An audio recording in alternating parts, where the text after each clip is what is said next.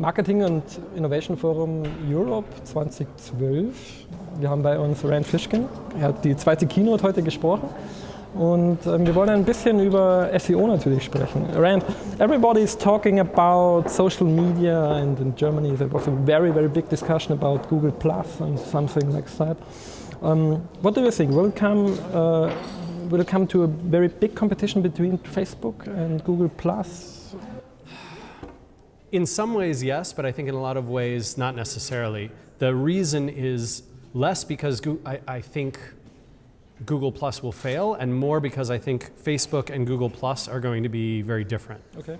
So Facebook, their primary activity is getting you to share personal things with your friends and with your family. I think that will continue for a very long time. Facebook's made a great successful business of that, and I think they'll continue to capture that attention awareness. Google Plus is much less interested in, no offense, Jan, but much less interested in pictures of you and your wife, pictures of your grandparents, pictures of your kids. They could care less. But what they want to see is which links you share, what topics you're interested in, what you plus one, what other things that people share that you like, that you comment on. They're interested in the content of the web and how that's being socially shared and the connections between people. They're really not nearly as worried as Facebook is about sharing personal things. I think where Google can have a lot of success is if they can get marketers and consumers connected on their platform. And for that reason, I would say that the big competition that's going to happen between Facebook and Google Plus is who owns the marketing side of social media. Okay. Let's talk a little bit about the Panda changes from Google last year. What are the most important challenges for SEO?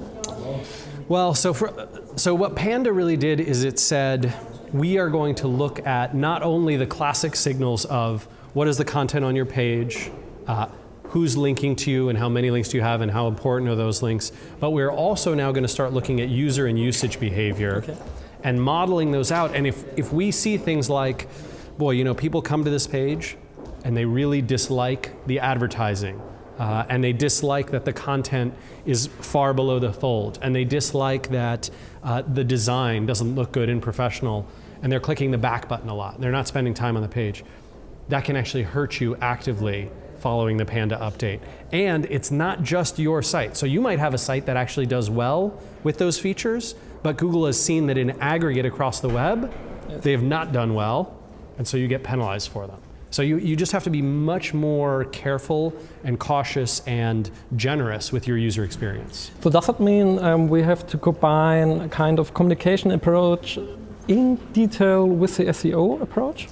Yeah, I think what it means is that you cannot separate the user experience and the conversion rate optimization and the design from SEO anymore. Okay.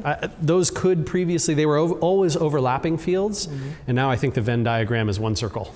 So a kind of SEO guy has to be also very tricky in a kind of web design and content management, something like that? Or they need to work very closely with those practices, yeah. Okay.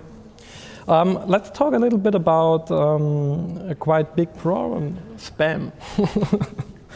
If we are at a conference like here at the Marketing Innovation Forum, and if we use Twitter, it doesn't take very long time until the first spam Twitter robots appear. Is that a kind of SEO strategy? I think for Twitter, for folks who are spamming on Twitter, what they really just want is they're seeking holes. They want to see, a lot of those Twitter bot accounts are not actually the accounts that they want to follow. They just want to see what'll have success, what'll get shut down, what won't get shut down, and then they'll use slightly more authentic but still relatively robot manipulated Twitter accounts in that fashion. So they'll essentially say, oh, well look, Jan's a sucker, he'll follow anything. Oh good, we can target him this way and that way. I would say though that Twitter spam is very, very short term and very hard because people report it too quickly. On Google, there's no report spam button, right? And so on Twitter, you can say report spam, and I see as soon as I report a spam account, it's gone within an hour. Yeah. Google's got Twitter has a nice algorithm and a ton of people who are paying attention. If you get spammed, you're going to call them out.